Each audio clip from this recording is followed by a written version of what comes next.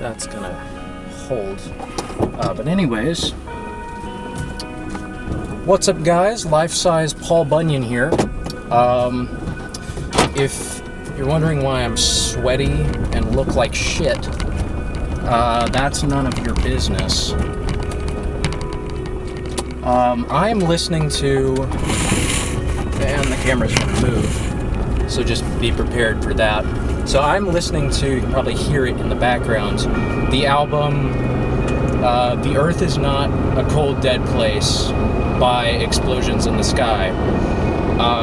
Being one of my favorite post-rock bands, and being a massive fan of post-rock, this is a monumental album because it's pretty much seen as the band's opus. Explosions in the Sky are an American, a Texan band. The song playing right now is, I think, 6 Days at the Bottom of the Ocean, which is right in the middle of the album. Instrumental rock music, uplifting, kind of. I got into Explosions in the Sky specifically because I've heard them referenced in a lot of like post-rock accolades as one of the defining post-rock bands of the early 2000s, and this album specifically, which came out in 2003, as being kind of their cornerstone in it really put them on the post-rock map, essentially.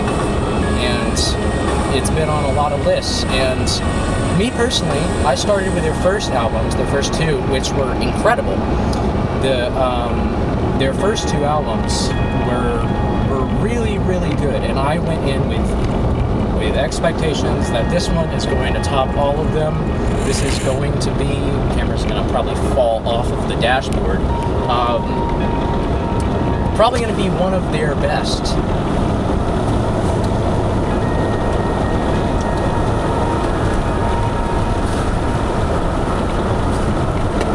I know littering is a sin, and I'm very sorry that I had to do that, but I hated those shoes. Oh my god. Anyways, what was I saying? So I went in to this album with very high expectations, because critically, this is their best rated album, like by a pretty wide margin, and like this is seen as their best. It's really uplifting. It's got a really good message. A lot of it people think was like tied to 9/11 and the hope arising in America surrounding that, but it actually wasn't. But anyways, yeah, it's called The Earth Is Not a Cold Dead Place. And I want to say right off the bat that it does convey this hope. It does feel optimistic, and it does feel uplifting. But the problem I have with this album is that no matter how many times I listen to it, that camera's gonna just do that. No matter how many times I listen to this album, I just can't feel anything, if that makes sense. Because I've tried. I mean, this is probably like the 6th or 7th time I've tried listening to this album. And I guess it's just not clicking for me, which is really sad because I know that this is such a monumental album, and I want to say that I do recognize the talent in the artistry and the music in this album. It's a perfect encapsulation of like desperate hope, I guess. I don't know, I'm not really good with those kind of descriptions, but anyways, like I get the idea of the album, and I think it really works well with the idea of the album. And I think that it, like from a technical standpoint and a musical standpoint, I think it is a good album, but me personally, I just cannot feel anything when listening to it. I don't feel anything separate. Like, I get into a lot of Explosions in the Sky's music. Like, their first two albums, like I said, they're incredible albums. Like, even in the wide range of post-rock, I mean, they're kind of seen as kind of the Explosions in the Sky are kind of the, like, I say this? They're the they're the Beatles. No, forget that analogy. We're scrapping that analogy. They're like never mind. We're just gonna scrap the whole thing. Really, because I really want to feel this album. Like, I recognize that this album is probably their best. Like, subjectively, even to me, but I just cannot feel anything. Like, I've tried. Like, just closing my eyes, tuning out everything else, and just, like, really trying to sink into the music. And I've been able to do that with all of their albums. Like, even the ones that critically aren't as rated as high, like The Wilderness and The Rescue. Like, I can get into those albums more than I can get into this one. And I just don't know why, that this is the only album from them that I can't, that I don't feel anything, that just doesn't interest me.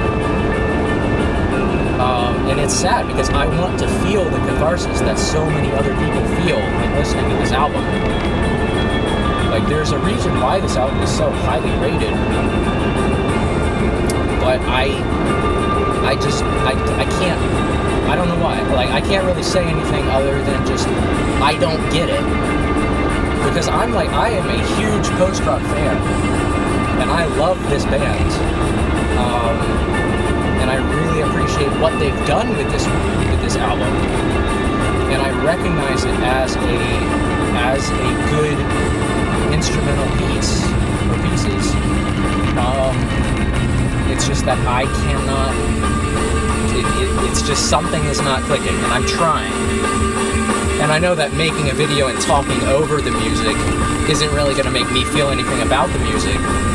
I don't even know if it's like, I don't know, it's on a speaker. But I don't, like, obviously that's not going to help, but I'm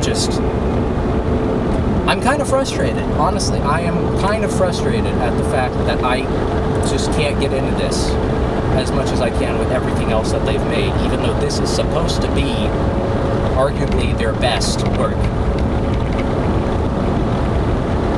I don't know. I mean, that's really all I can say. I don't know, man. I don't know. I don't get it. I don't get it. And I'm mad. Because I want to get it. I want to get this album so bad. I want to like this album. I really, really want to like this album, and I'm trying to like this album. I guess we'll just keep listening, and hopefully something will click. Hopefully something will die. But that's just my opinion. That's just my opinion on this album. If you like it, like the video. No, whatever. I don't do it. If you like the album,